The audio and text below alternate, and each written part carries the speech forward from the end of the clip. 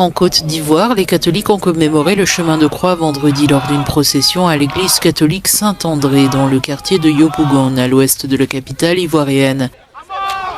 Au cours de la procession, un homme a joué le rôle de Jésus-Christ, allant jusqu'à être attaché à une croix de bois pour rappeler le moment de la crucifixion.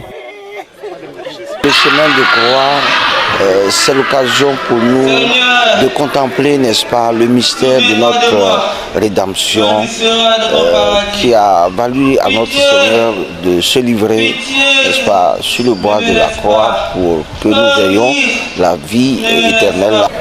Le chemin de croix, cela nous rappelle un peu, c'est la passion du Christ, avec la souffrance, le calvaire que Jésus a vécu sur cette terre des hommes.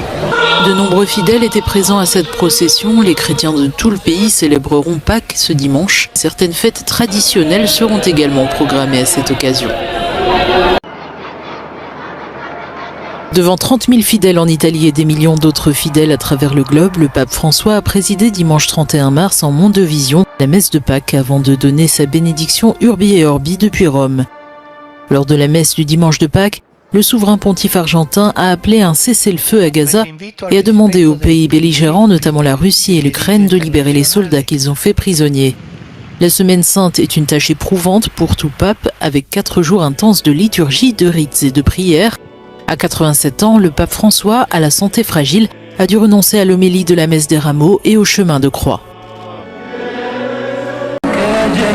Dans un élan de ferveur communautaire, les musulmans d'Éthiopie se sont réunis en masse dimanche à Addis Abeba pour célébrer le grand iftar annuel.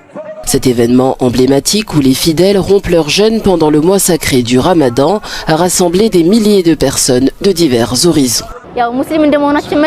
En tant que musulmans, nous avons le devoir de manifester une solidarité inébranlable pendant le Ramadan, en particulier envers les nécessiteux.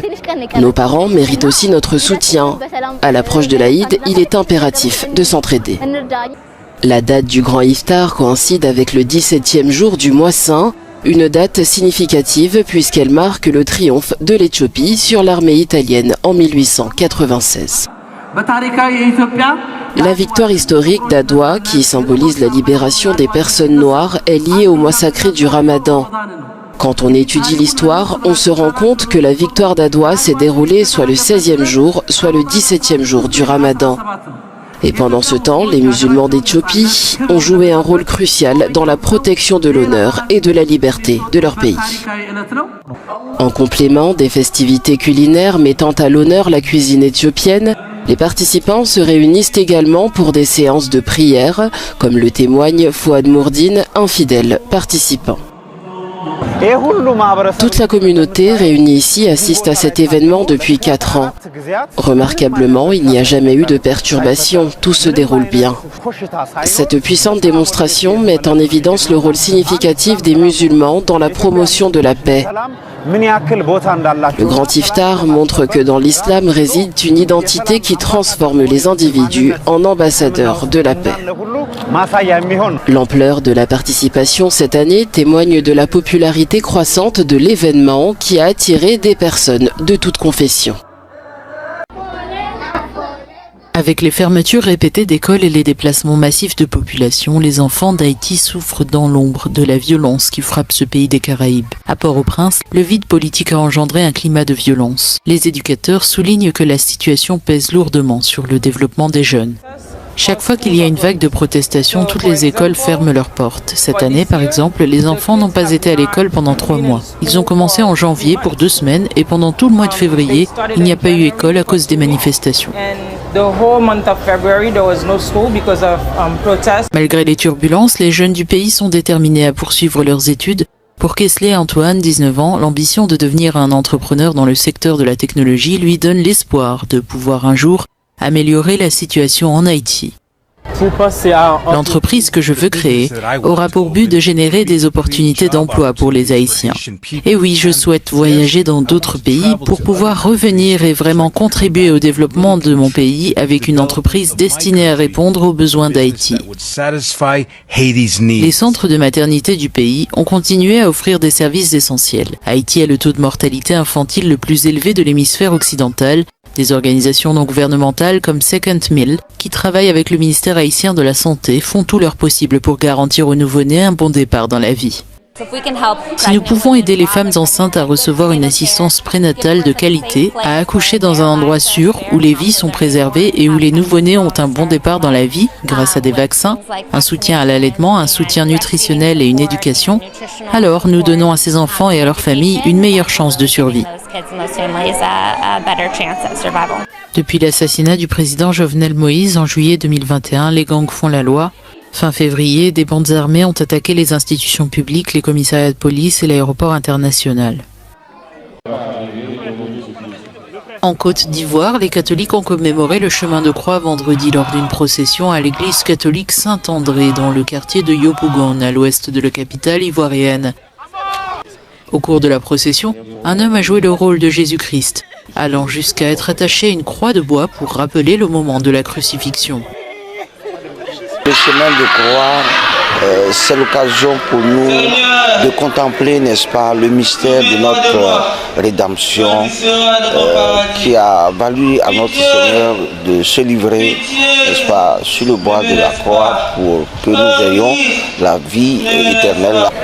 Le chemin de croix, cela nous rappelle un peu, c'est la passion du Christ, avec la souffrance, le calvaire que Jésus a vécu sur cette terre des hommes. De nombreux fidèles étaient présents à cette procession. Les chrétiens de tout le pays célébreront Pâques ce dimanche. Certaines fêtes traditionnelles seront également programmées à cette occasion. Devant 30 000 fidèles en Italie et des millions d'autres fidèles à travers le globe, le pape François a présidé dimanche 31 mars en Mondevision la messe de Pâques avant de donner sa bénédiction Urbi et Orbi depuis Rome. Lors de la messe du dimanche de Pâques, le souverain pontife argentin a appelé un cessez-le-feu à Gaza et a demandé aux pays belligérants, notamment la Russie et l'Ukraine, de libérer les soldats qu'ils ont fait prisonniers. La Semaine sainte est une tâche éprouvante pour tout pape, avec 4 jours intenses de liturgie, de rites et de prières. À 87 ans, le pape François, à la santé fragile, a dû renoncer à l'homélie de la messe des rameaux et au chemin de croix. Dans un élan de ferveur communautaire, les musulmans d'Éthiopie se sont réunis en masse dimanche à Addis Abeba pour célébrer le grand iftar annuel. Cet événement emblématique où les fidèles rompent leur jeûne pendant le mois sacré du Ramadan a rassemblé des milliers de personnes de divers horizons. En tant que musulmans, nous avons le devoir de manifester une solidarité inébranlable pendant le Ramadan, en particulier envers les nécessiteux. Nos parents méritent aussi notre soutien. À l'approche de l'Aïd, il est impératif de s'entraider. La date du grand iftar coïncide avec le 17e jour du mois saint, une date significative puisqu'elle marque le triomphe de l'Éthiopie sur l'armée italienne en 1896. La victoire historique d'Adwa, qui symbolise la libération des personnes noires, est liée au mois sacré du Ramadan. Quand on étudie l'histoire, on se rend compte que la victoire d'Adwa s'est déroulée soit le 16e jour, soit le 17e jour du Ramadan. Et pendant ce temps, les musulmans d'Éthiopie ont joué un rôle crucial dans la protection de l'honneur et de la liberté de leur pays. En complément des festivités culinaires mettant à l'honneur la cuisine éthiopienne, les participants se réunissent également pour des séances de prière, comme le témoigne Fouad Mourdine, un fidèle participant. Toute la communauté réunie ici assiste à cet événement depuis 4 ans. Remarquablement, il n'y a jamais eu de perturbation, tout se déroule bien. Cette puissante démonstration met en évidence le rôle significatif des musulmans dans la promotion de la paix. Le grand iftar montre que dans l'islam réside une identité qui transforme les individus en ambassadeurs de la paix. L'ampleur de la participation cette année témoigne de la popularité croissante de l'événement qui a attiré des personnes de toute confession. À l'hôtel de ville de Genève, les représentants de 2 groupes armés congolais se sont engagés solennellement à mieux respecter et protéger les civils. La signature de ces actes d'engagement est l'aboutissement d'années de travail du groupe humanitaire L'Appel de Genève, qui s'efforce de protéger les civils dans les zones de conflit. On est là en tant que représentant d'un groupe de résistants patriotiques en République démocratique du Congo. Et nous sommes ici à Genève c'est pour réitérer notre engagement au respect des droits internationaux humanitaires et droits humains. Avant toutes ces formations que nous avons subies, on pouvait tout s'autoriser. Mais après toutes ces formations, notamment sur les règles des combattants, la protection des missions médicales, le respect et la protection de l'enfant, la protection de la femme, l'interdiction des violences sexuelles, la protection de la famille et de l'accès humanitaire, ainsi de suite. Désormais, on se sent, on voit qu'il y a un changement sur le terrain et que nous, on ne peut plus tout s'autoriser donc. Ces deux groupes armés vaguement alignés sur le gouvernement contre le M23 ont signé des actes d'engagement distincts sur les règles qu'ils se sont engagés à respecter. L'appel de Genève précise qu'il ne s'agit pas d'accords formels et qu'il ne légitime pas les groupes armés. Dans le Nord Kivu, à l'est du Congo, d'où ils viennent, il y a des myriades de groupes armés. Le fait que les plus grands d'entre eux signent un engagement comme celui-ci et modifient déjà leur comportement sur le terrain est un exemple à suivre pour les autres. L'appel de Genève a obtenu près de 120 engagements de ce type de la part de groupes armés à travers le monde pour faciliter l'accès humanitaire dans leur zone de contrôle et assurer une meilleure protection des populations civiles.